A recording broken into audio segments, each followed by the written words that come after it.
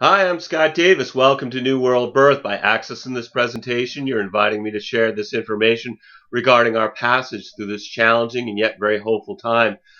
This is the Care and Feeding of a New World Age report for the Gregorian date of August 9th, 2013, and One Chuen or Monkey in the Mayan Tzolkin calendar. And we're also going to be discussing Venus moving into Libra and the second Aquarius full moon in a row. August 9th is One Chuen or Monkey, and it carries the themes of new beginnings, good fortune, innocent curiosity leading to artistic expression, mischief similar to the coyote spirit and trickster gods of many native traditions, generosity, the jack of all trades, weaving the threads of time, craftsmanship, and wisdom keeping. One Monkey is the 131st day of the 260-day Tzolkin calendar, marking the beginning of the second half of the round. The calendar starts with Crocodile as the primal nurturing energy for beginnings, and then the second half begins with Monkey, who is the artist and who creates something new. These are actually arbitrary points, as many different Mayan groups celebrate different dates to begin the Tzolkin round, and ultimately it is just that, round, like a circle, having no real beginning or end. The One Monkey Trecena is a good 13-day period to be generous with your creativity, wisdom, curiosity, and time to help others explore new beginnings, and in doing so, discovering something new about yourself. I've included the human design transits for this Trecena along with the astrology and Tzolkin day signs, which will come up a little later in the report. I'll quickly review some of the information before we discuss the neutrino forecast for the One Monkey 13-day period.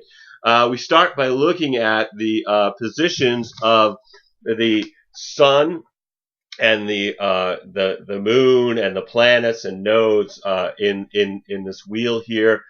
Inside the spokes of the wheel, what's in black is the same information as what we would see in the August 9th astrology chart.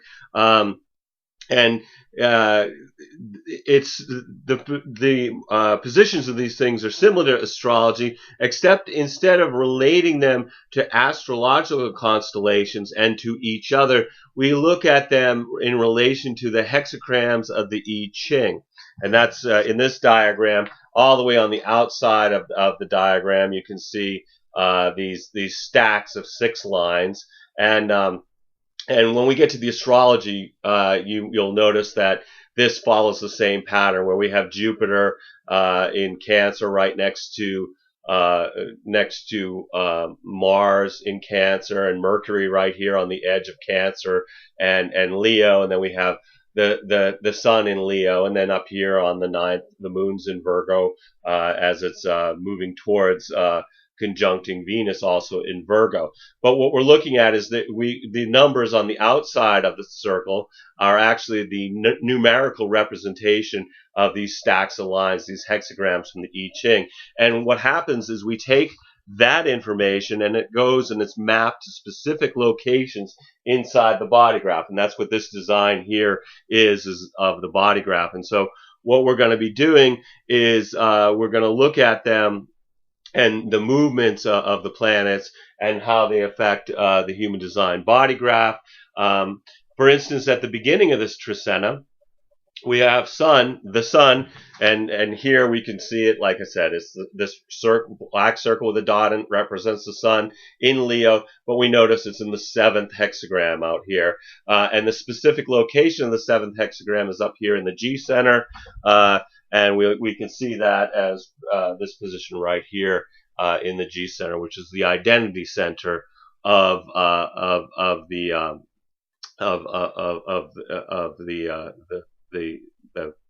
rave chart. So the 7th gate, this is the gate of the army, and it's about the role of the self is located in the upper left side of the G center, and it's a logical collective energy path that this is called the channel of the alpha. And I found that human design really is an amazingly accurate and has become my primary tool when I provide readings. So the black strips of paper on here, that represents the gates that are being activated by the sun, the planets, the nodes, regardless of whether they form a channel. So we have the following hanging gates or potentials at the beginning of the one Monkey Tzolkin. We have the Earth is here in the 13. We have the Sun in the 7. We have the North Node in the 44. The South Node is up here in the 24. Mercury is in the 56. And we have Venus is up here in the 47. Mars is in the 53. And Saturn is here in the 28, and Uranus is over here in the 21, and then we have Pluto is in the 58 down here. So obviously not every gate activates a channel, but this information is really helpful if you know your own human design chart, because some of these transits will form channels with the potentials in your personal body graph. And you can get your human design chart by going to jovianarchive.com and clicking on the button that says Get Your Free Rave Chart. Then once you go into that window, you just enter your birth information and click Submit, and it will show you what your natal rave chart looks like. I'm not going to be following the moon in this demonstration because it moves so fast that it actually activates 3 to 4 gates in a day, and this gets complicated enough just dealing with the planets and nodes and sun and moon. Sun without doing the moon. Okay, anyway, on One Chuen or Monkey, we have one defined channel with Jupiter in the 39 over here, and we've got Neptune over here in the 55. This gives us the channel of emoting, and it's going to be with us until September 7th. So this is going to be a time period where people are going to feel pressure in the form of an emotional wave. And the best way to deal with this level of sensitivity is to appreciate the highs as well as the lows, recognizing that this is a part of the human experience, and it's temporary for those of you who don't have this channel in your birth chart. This can bring lessons that yield wisdom as long as we stay present in the moment as we're moving from hope to despair and back to hope and back to despair. It's a wave. So we see it go up to hope, down to despair, up to hope, down to, and so it just moves along. And so just by sort of feeling the cycle, it actually brings us a deeper knowing of who we are. For those who don't have that emotional definition, it's kind of knowing who you're not. Basically what you can do with this is you can really tap into your creativity by kind of feeling that there's going to be a sense of melancholy or a blue feeling, and the reason for that what you want to do with that is you want to put that into some form of artistic expression. This brings really deep romantic and acoustic sensitivity. So listening to music or talking to a loved one is really favored, particularly while we have this channel until September 7th. Later on the 9th, Mercury moves out of the 56 up here, and it moves down here to this 31, which then forms this channel.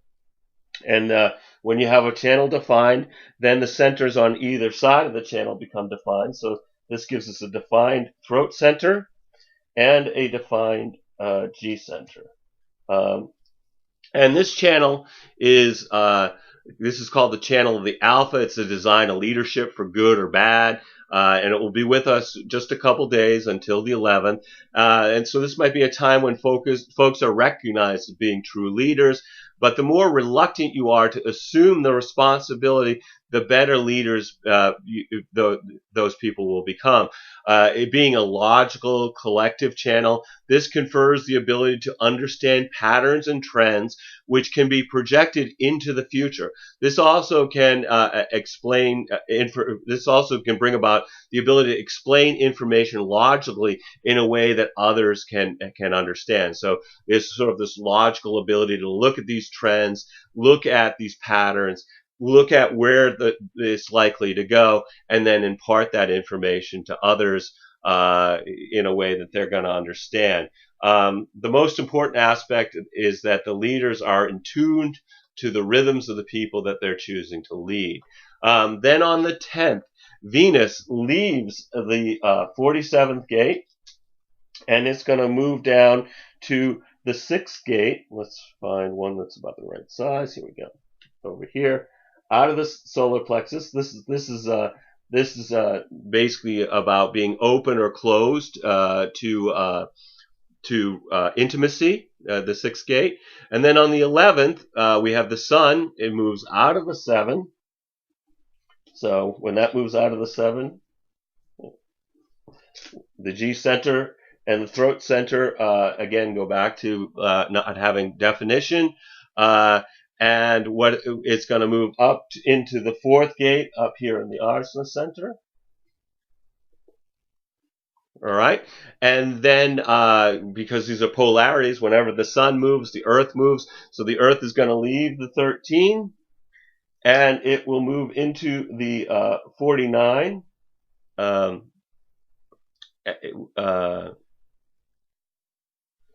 the 49 is right over here.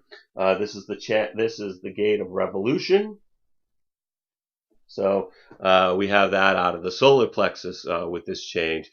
On the 12th, August 12th, Mercury leaves the 31 and moves to the 33. So that's just moving from logic and patterns to now more being about experiences.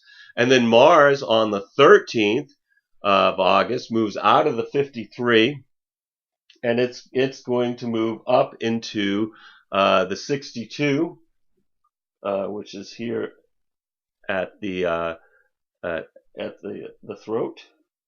And this is we talked about this one before. This is about opinions and not opinions. It's about having details. The gate across from the 17 is about opinions. So this one is about having the details to back up your opinions. And then Mercury, of course, is moving very, very fast, as we've seen, and it moves out of the 33 and into the 7 on the 15th. So now it's over here, and this is about the self and the identity, particularly for leadership. And also on the 15th, Venus moves out of the 6 here and moves into the 46 in the G center. And this is about the experiences and being in the body.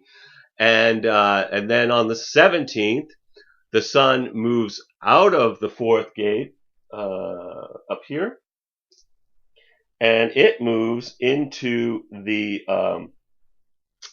29th gate, which is here. And the 29th gate, this is the gate of saying yes.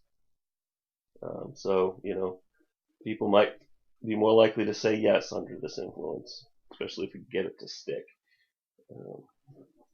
Excuse me.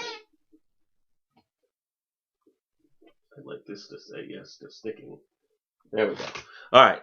And then, of course, whenever the sun moves, first of all, now that we get this whole channel here, so we're gonna then that gives it the defined sacral center for you non-sacral people, your projectors, reflectors, and manifestors. Under this influence, we get real busy. and it also brings the G center in again. So this is having a stronger sense of self-identity. And with the sun, and then the Earth moves out of the 49 here and into the 30. So it moves into the gate of the Fates. And then, so with the sun in the 29 down here, and we have Venus up here in the 46. This is the channel of discovery, which is a design of seeking where others fail and failing where others succeed, which will be with us until the 19th and brings us energy that if we make a commitment to something, we really have to abandon ourselves to it for the next few days. It's through our experiences that we realize that there's no such thing as failure or success, only continual discovery. So this is going to be about being in the now, in the experience of being alive. Well, we have this channel here. And then on the 18th, Mercury leaves the 7 and moves to the 4 up here. And then on the 19th, Venus leaves the 46. So this channel goes away, which means the centers are no longer defined. And it goes from the 46 to the 18. So what happens is it comes in and fills in the other side of this channel across from Pluto, which is down here in the 58, which then gives us a defined splenic center with this definition. And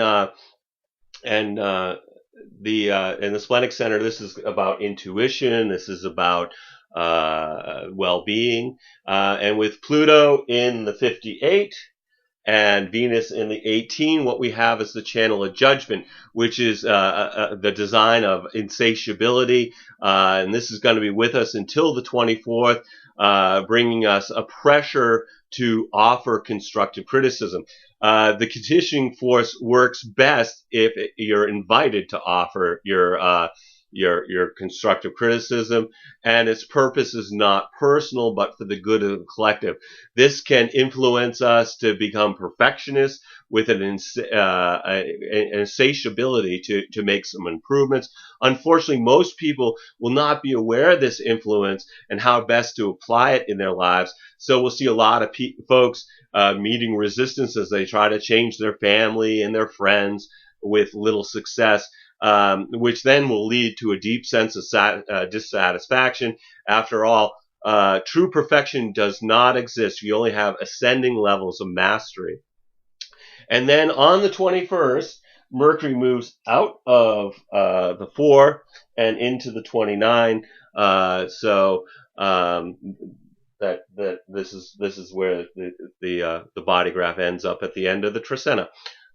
Before I get into the daily energy of the Monkey Tzolkin, I want to talk about what's retrograde and things like that. Right now, all the planets appear to be moving forward from our vantage point on Earth, except for Chiron, or Uranus, Neptune, and Pluto. And we can see that, Pluto and Uranus and Neptune, they're all on the backside of the Earth. So as the Earth is moving in its orbit much faster than them, is kind of passing them on the inside track. Much like if you were passing a slower moving car, it might look like it's moving backwards compared to some landmark far, far in the distance. Of course, the constellations are far in the distance compared to where the planets are. Anyway, Chiron retrograde in Pisces, this is about releasing stuck emotional energy so that we can return to the natural flow of life.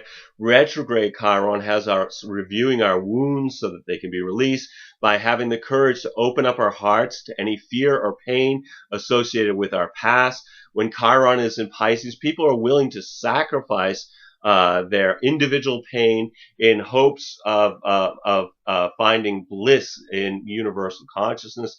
At worst, this can manifest as folks just justifying their victimhood as some form of martyrdom. This should be about transcendence and surrender without losing ourselves in the experience. The retrograde aspect brings a longing for lost loves and memories of our losses, encouraging us to return to look at our core wounds and bring them to the surface so they can be healed. Retrograde Uranus and Aries, right here. Um, this is about, shaking our very foundation through unexpected rebellion of the individual. This can shock us to awaken to the forces and forces us to embrace a new way of living through reversals and unexpected events. It's best to embrace changes when they occur because they are removing the obstacles to our new direction, our authentic direction. This is about unplanned experiences that disrupt our perceived and planned life path in order to move us forward in our spiritual evolution, both as individuals and globally. And then we got retrograde Neptune in Pisces. It's seeking transcendence through spiritual experiences. And this is really a time to use spiritual practices to keep us grounded as we expand our intuition and our consciousnesses. This will be important energy to nurture while we're in the middle of the 4 years of unexpected rebellion of the individual coming from Uranus in Aries as it squares and forms a 90-degree angle to Pluto in Capricorn, which is about challenging the decaying power structures. We're in the middle of a time period of upheaval, destruction, death, unexpected change, natural disasters, violence and war. So finding your peace and your connection to spirit will be an important quality to cultivate now for the tumultuous road that we're traveling. Neptune pushes us to transcend the physical world and to connect with our higher purpose. And also, though, encourages escapism. So some people really will be trying to get more unconscious during this time period, while others are striving to awaken. And then with Pluto, the planet of transformation in Capricorn, this is a death and rebirth cycle. It's moving retrograde, so it's about reviewing the past. And it will require releasing anything from our past that's a burden to our new path. We can choose to let it go, or it's going to be taken from us. It's really about surrender. And ultimately, it's about how we choose to react to what's going away. But it's going to take the baggage regardless of our attachment to it. And like I said, Pluto represents death, completion, and in Capricorn, it's the breakdown of structures, governments, big religion, corporations, all these major structures are on the chopping block for transformation during this time period. And particularly under the microscope until 2015.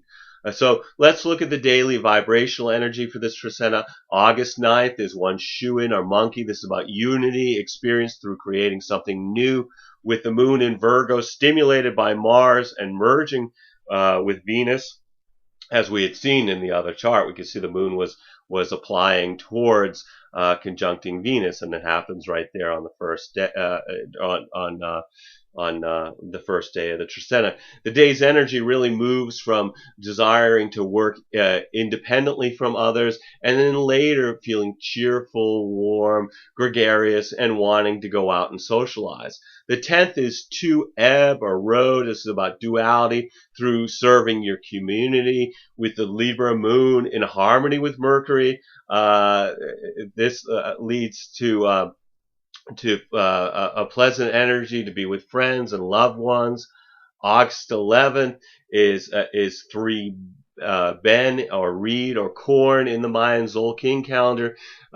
So this is taking action through maintaining the home. And on this day, we've got Mercury, which is right here, in a square formation to Saturn. So Saturn is towards the beginning of Scorpio, and Mercury is towards the beginning of Leo. And so this forms, from our perspective here on Earth, a 90-degree angle. That's where square comes from. And this really favors heavy mental contemplating, but it requires disciplined thinking. That requires disciplined thinking. We're going to have more of an opportunity to think in a disciplined way. We've got a sharper mind and a higher standard for quality, but it also brings difficulty in communicating and being understood by others. So this is not the best time for any type of negotiations with folks misinterpreting each other. So I'd really delay any business dealings for a day or two. This is also a time when people are more likely to withdraw and feel lonely. That's kind of the influence of Saturn. The gift of the passage is that it really increases our ability to think practically, but we also see imperfections and flaws under this influence. And with the moon in Libra being challenged by Pluto, Jupiter and Mars opposed by Uranus and in harmony with the sun, the day moves from people feeling a sort of a deeper, a more intense level with the compulsion to maybe act in ways that are not good for us in the long run, while feeling benevolent and generous to those in our immediate environment. And then later, folks are emotionally excitable and impulsive. And finally, this shifts to feeling a sense of inner and outer equanimity. But also there's with Mars in the picture, there's a potential for people to be irritable and have needless disputes. And on the 12th, we have 4 Ish, which is or Jaguar in the Mayan Tzolkin. This is about stability through enjoying nature, as the moon in Libra makes no angles and is void, of course, uh, most of the day before it moves into Scorpio, which is not does not favor any major decisions or purposes. It's really just good energy for resting, to kind of assimilate the energies that we've been dealing with so far. I mean, things have been intense, so it's good to take some time and just let that stuff find a spot to be filed away in our consciousness, and give our bodies a little bit of a rest too. August 13th, 5 Men or Eagle, empowerment through seeing from a higher perspective, with the Scorpio moon finding support from Neptune and Jupiter merging with Saturn, being challenged by Mercury and in harmony with Pluto. The day moves from fantasies and daydreams distracting us from accomplishing routine tasks and wanting to kind of be alone in our thoughts and feelings. And then later it shifts to our moods, influencing our ability to think rationally, with deep emotions finding their way to the surface and felt on a profound level, and then finally experiencing a pleasant sense of well-being. The 14th is 6 Keeb, or wisdom in the Tzolkin, being in the flow through introspection, meditation, and forgiveness. While we have Mercury trine, so we have Mercury here trining Uranus. So from our perspective here on Earth, this is a 120-degree angle between Uranus and Mercury. This is continuing Mercury's dance through Leo. Uranus is the higher octave planet of Mercury. Mercury is about our personal thinking and communicating, while Uranus is about transpersonal communing with something larger than ourselves. This is a very stimulating transit, and it really has the potential to raise our conscious awareness and bring more love of life, and a desire to seize the day, carpe diem.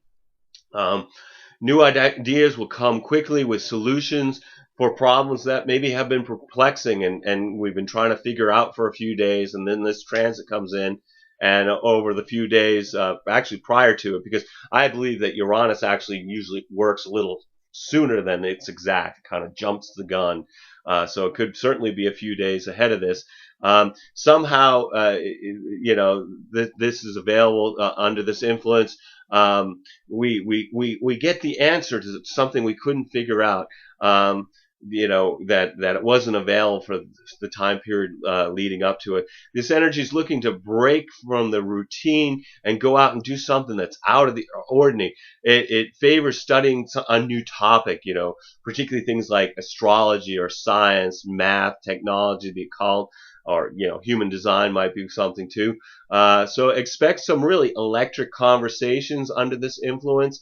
And this is also the first quarter moon in Scorpio, finding support from Mars, challenged by the sun, and in harmony with Venus, which moves from feeling a little more confident than usual, with the ability to assert ourselves in a positive manner while having challenges to following our daily routine, and then later wanting to be with our friends and the people that we love. August 15th, we've got 7 Kaban, or Earth, which is reflection through gratitude for Mother Earth in the Mayan Tzolkin calendar. And we have the Sagittarius moon being challenged by Neptune and supported by Uranus and Mercury, which moves from bringing our dreams into the day's vibration to later bringing a desire for some emotional excitement to engage in activities outside of our daily routine. And finally, being more in touch with our feelings and able to share them with others with Mercury's influence. The 16th is 8 Exnom. This is our Flint. This is a balance that comes in through being introspective. And on this day, we've got Venus moving into Libra. So it's crossing this line into Libra, out in front of the sun there, which is a sign that is ruled by Venus. So this is really kind of a happy place for the goddess of love until she moves into Scorpio on September 11th. People are going to be focused more on balancing their relationships with Venus in Libra. And in Libra, Venus fills in the 4th cardinal sign as it moves towards the cardinal grand cross with Uranus in Aries, and Jupiter over here in Cancer, and Pluto in Capricorn. So having Venus in Libra, we're getting set up for this grand cross that will occur later in the month. This influence, can really, Venus in Libra is more romantic than sensual. Certainly the scales bring balance to the aesthetics of Venus. This may influence us to create the right trappings or ambience for romance, such as an intimate candlelit dinners, or a beautiful poem written for a lover, or some other charming way to express our special love for our partners. And the moon in Sagittarius finds support from the sun, which influences the day to having a sense of harmony within ourselves, and it supports any type of group activity and relationships with the opposite sex. And then August 17th is 9 Kawak, or Storm. This is patience experienced through recognizing the gifts in adversity, with the Capricorn moon challenged by Venus and Uranus, and in harmony with Neptune and Saturn, and merging with Pluto and opposed by Jupiter. That's a lot of stuff. The day begins with a pleasant energy for being with others and that we want to get to know better. And then later we have a greater sensitivity to others' emotions, with possible psychic impressions for those who are really open in that way. There's also, and then there's realistic expectations through being calm and reflective. And then later, a little more intense moods rising to the surface from deep in our psyches with Pluto's influence. And then finally, feelings of generosity with folks acting hasty and jumping to conclusions that may not be correct, with the influences of Jupiter and Uranus. And then the 18th is 10 Ahau, or Sun in the Mayan Tzolkin, manifestation through honoring the wisdom and memory of our ancestors, with the moon in Capricorn being opposed by Mars, which influences people to be more excitable and irritable, and it can cause problems in personal relationships. August 19th, we've got 11 Imish, or Crocodile, resolution through nurturing new beginnings, as the Aquarius moon is supported by Venus, challenged by Saturn, and stimulated by Uranus, which brings an emotionally shifting day, beginning with the enjoyment of pleasant feelings, along with social interactions, and then later there's some will be feeling lonely and isolated as Saturn moves into the picture. And then finally, we have pleasant yet restless feelings, craving emotional excitement to do something outside the daily routine as the moon starts to aspect Uranus. Um, the 20th is 12, Eek or Win. This is about understanding through communication. And this is the second Aquarius full moon. The first we had last month, and that one was at 0 degrees 6 minutes, just barely in Aquarius. This one's at 28 degrees. So when you think about each sign, it goes from 0 to 29 degrees 59 minutes. So these two full moons actually cover almost the full spectrum of Aquarius. And it's really unusual to have two full moons or two noon moons in a row in the same sign. This one is opposed to Mercury as well as the Sun in Leo. And of course, we get the standard type of hype with this about the Aquarian age, but by astrologers who really haven't done their research as to when the Aquarian age will occur. We actually covered this in the Earth Needs Rebels radio show on January 14th, and also on the New World Birth video on January 13th, which is still available on YouTube but if you've connected with either of those sources, you realize that we are over 300 years away from the Aquarian age. This has been hyped as being a time of spiritual bliss. But Aquarius really represents technology and non-personal humanity, which, reminds me of Star Trek, The Next Generation, and the Borg Collective, which was this impersonal technology that traveled the universe, assimilating others into its group consciousness. And ironically, the characters I root for in that show were more representing the Leo opposition of Aquarius. They were willful, creative, strong individuals. Anyway, none of us are going to be alive in our current incarnation when the Aquarian age dawns. So this is about finding, this new moon is about finding a balance between, this full moon is about finding balance, because it's a full moon. We've got Sun in Leo and we've got Moon in Aquarius. And what we're trying to balance is the Moon in Aquarius is our social consciousness. And the Sun in Leo, this is about being happy and having fun and being creative. So we're really feeling a real conflict between the feelings and reason with others, and having fruitful expressions of our deeper awareness, either internally or with another. Because of the moon opposition of Mercury, it really makes it difficult for us to communicate reason, our moods to start to influence what we're able to express. And the Leo sun wants to be dramatically expressed, so it's really feeling tension to the transpersonal path of the moon in Aquarius. And then on the 21st of August is 13 Akbal or night in the Mayan Tzolkin calendar. This is about movement to the next stage through contemplating the stars. And while we have Jupiter here forming a square with Uranus. So from our perspective here on Earth, this is forming a 90-degree angle. That's what a square is.